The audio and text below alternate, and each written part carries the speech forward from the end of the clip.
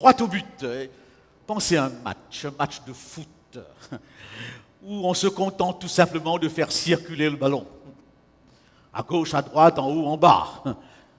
Ça manquerait d'intérêt. Ce ne serait pas un match. Parce que dans un match, il y a automatiquement un objectif.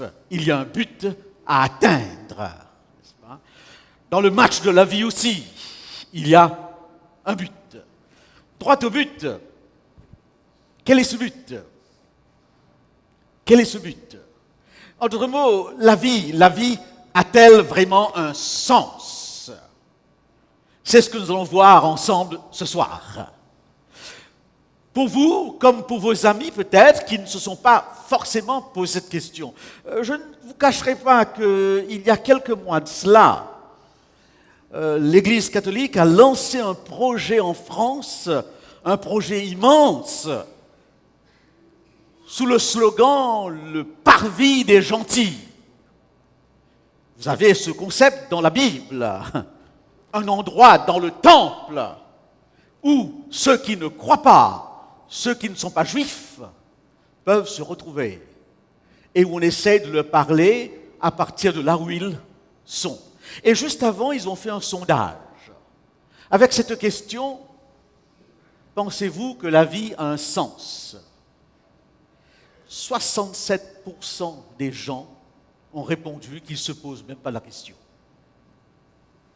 Et alors, je me suis dit, mais comment faire pour toucher un public qui ne se pose même pas la question si la vie a un sens? On vit parce qu'il faut vivre. Un point, c'est tout. Et on vit aujourd'hui sans penser à demain. Mais essayons quand même de réfléchir sur la question. Je vous raconte une histoire que j'ai racontée ce week-end, et cette histoire se trouve dans le folklore populaire tahitien.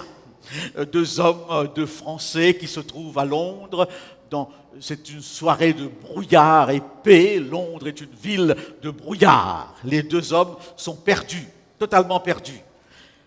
Après quelques hésitations, ils arrivent à se retrouver dans un pub anglais. Eh bien, c'est l'endroit où les Anglais, chaque après-midi, boivent de la bière et passent un temps festif. Et aussitôt qu'ils entrent dans ce pub, ils rencontrent un homme là et il lui pose une question sur un ton un peu familier. « Mon pote, pourrais-tu nous dire où nous sommes ?» Et l'homme, un haut gradé militaire, n'a pas apprécié, n'est-ce pas, d'être interpellé sur ce ton. Et il n'a fait que leur dire: « Savez-vous qui je suis ?» Et alors un des deux hommes a éclaté de rire en disant: « C'est terrible, on n'est pas sorti de l'auberge. Nous ne savons pas où nous sommes et lui ne sait pas qui il est. » Ces deux questions sont profondes. Où nous sommes, c'est la question du lieu. Qui il est, c'est la question de l'identité.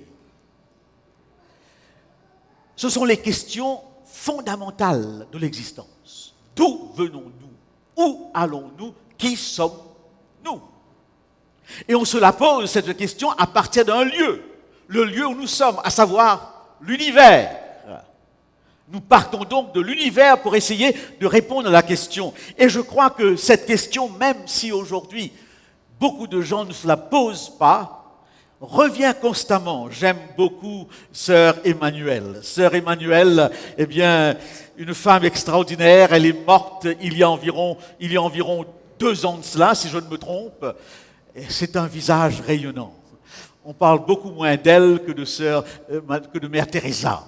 Elle est morte à 95 ans, Sœur Emmanuelle. Elle s'occupait des enfants égyptiens dans les bidonvilles du Caire. Sur les plats de télévision, elle tutoyait tout le monde. Mais sa joie éclatait. Éclatait. Je suis toujours impressionné par cela. Elle a écrit un livre intitulé « Vivre, à quoi ça sert ?» que je vous conseillerais, n'est-ce pas? Et là, elle fait remarquer qu'une bête, c'est bête. Un être humain, ça pense. Travaillons donc à bien penser. Un jour vient où on s'interroge. Elle avait 6 ans, nous dit-elle, lorsque tout à coup, son père, qui nageait à quelques mètres d'elle, elle était, elle, sur la plage, a disparu. Et tout de suite, la question s'est posée. Où est-il? Comment se fait-il qu'il est passé de l'écume à l'éternité? On lui avait déjà parlé du paradis, l'éternité. Et à partir de cet âge, déjà, la question fondamentale de la vie par rapport à la mort se présentait à elle. Eh bien oui, si demain je devais faire un petit saut au musée Gauguin, n'est-ce pas, musée que vous connaissez, sans aucun doute, je m'arrêterai devant ce tableau qui a fait de Paul Gauguin un peintre célèbre. Ce tableau, eh bien, il l'a peint après la mort de sa fille Aline, qui avait 17 ans. Et aussitôt après cette mort, ce peintre s'est retrouvé, n'est-ce pas, dans une dépression terrible. Il est devenu alcoolique.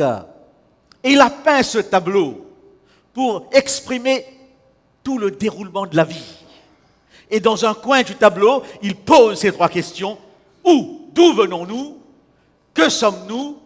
Où allons-nous? Question fondamentale.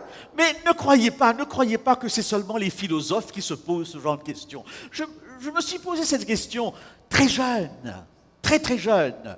J'allais comme vous au port, puisque je viens aussi d'une île, et j'étais toujours impressionné par les gros bateaux qui étaient là au port. Et je me demandais d'où viennent ces bateaux. D'où viennent ces bateaux? Où vont ces bateaux? Comment se fait-il que ces bateaux tiennent la mer, ne coulent pas? Ces bateaux représentent des tonnes de ferraille. Et dans ma petite tête d'adolescent, je n'avais pas de réponse. Mon père me disait, regarde le drapeau et tu sauras d'où vient le bateau. N'est-ce pas? Mais où vont les bateaux? Écoute la radio, lis les journaux et on te dira où vont ces bateaux. Mais comment ces bateaux flottent? Je jette un clou dans l'eau et le clou s'enfonce et voilà une masse de ferraille qui flotte dans l'eau. Question existentielle. Question existentielle. Chers amis, il n'y a que deux réponses. Il n'y a que deux réponses à la question, aux questions d'où venons-nous, que sommes-nous, où allons-nous? Deux réponses. Et nous avons le choix entre ces deux réponses. La première réponse, elle est très simple, elle est très connue. C'est la réponse qu'on apprend à nos enfants de la primaire à l'université. C'est la réponse, eh bien, toujours présentée. Peut-être un peu moins à Tahiti où le monde est encore religieux, n'est-ce pas? Mais là où je suis, c'est très rare qu'on parle de la deuxième réponse. C'est toujours la première, à savoir d'où venons-nous? De rien du tout. De rien du tout. Sauf qu'à un moment a eu lieu ce qu'on appelle un Big Bang. Une explosion. Une explosion qui a duré 3 minutes, suivant les experts, et qui a eu lieu il y a environ 15 millions d'années. Et à la suite de cette explosion, eh bien, l'énergie, l'espace, le temps, la matière, à partir des effets, n'est-ce pas, interactifs de condensation, a donné des étoiles, des planètes, le soleil, et au fil des temps, vous et moi, des humains. C'est la théorie de l'évolution. Voilà donc notre origine. Bien sûr que c'est une présentation très simple, mais en fin de compte, c'est ça. Alors, par rapport à cette première réponse, d'où venons-nous? Eh bien, nous pouvons répondre tout simplement, nous sommes l'aboutissement d'un processus accidentel, hasardeux, sans aucun sens précis dans son mouvement. Pourquoi nous sommes là? Parce que des mouvements évolutifs non dirigés, sans intelligence, nous ont placés là. Produit accidentel. On aurait pu tout simplement ne pas être là. Et la question qu'on pose, c'est pourquoi nous sommes là au lieu de ne pas être là? Question philosophique très profonde. Et où allons-nous? C'est Jacques Kerouac, un écrivain américain, qui, dans un de ses livres, décrit la vie trépidante de New York. Et il conclut en disant « Tout cela pour être finalement enterré dans ces cimetières sombres des villes situées autour de Long Island. Où allons-nous? Directement au cimetière. » C'est tout. C'est tout. Voilà donc la perspective dans cette vision-là. Il n'y a pas d'espoir. La seule certitude de la vie dans cette vision, c'est la mort. C'est la mort. Et je suis étonné que des hommes de science de très haut niveau confirment cela.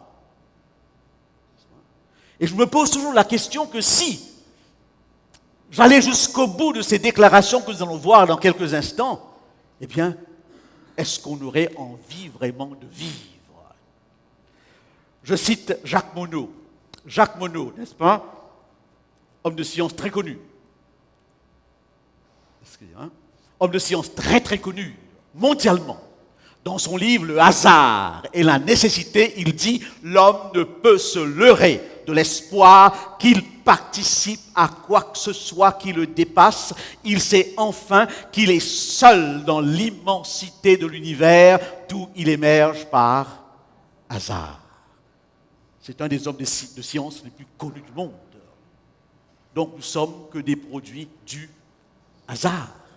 Stephen Weinberg, prix Nobel, et il va lui dans ce sens. Plus nous comprenons le monde, plus il nous semble dépourvu de signification. Plus ça n'a pas de sens. C'est un match où le ballon circule dans tous les sens sans jamais aller dans une direction précise. C'est quand même bizarre que ces hommes, n'est-ce pas, arrivent à de telles conclusions. Le plus terrible, c'est celui qui nous a donné l'ADN. Francis Crick. Francis Crick. Regardez ce qu'il dit. Il a un grand sourire, Francis Crick. Prix Nobel de médecine, c'est grâce à lui qu'on a mis au point l'ADN. Ce n'est pas n'importe qui.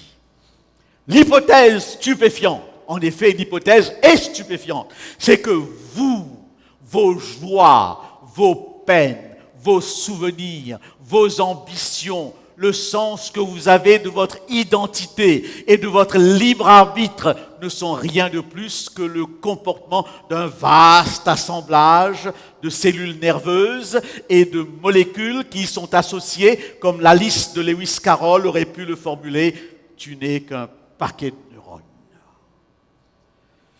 On frissonne devant un tel texte. Imaginez-vous, je vous aurais dit ce soir, cher paquet de neurones. Tellement heureux de vous voir, paquet de neurones. C'est ce qu'affirme cet homme. L'hypothèse stupéfiante. Tu n'es qu'un assemblage neuronal. Tu n'es que pulsion et réaction biologique. Rien de plus. Tes rêves, tes souvenirs, tes amours, tes ambitions, tout cela, excusez l'expression, foutaise.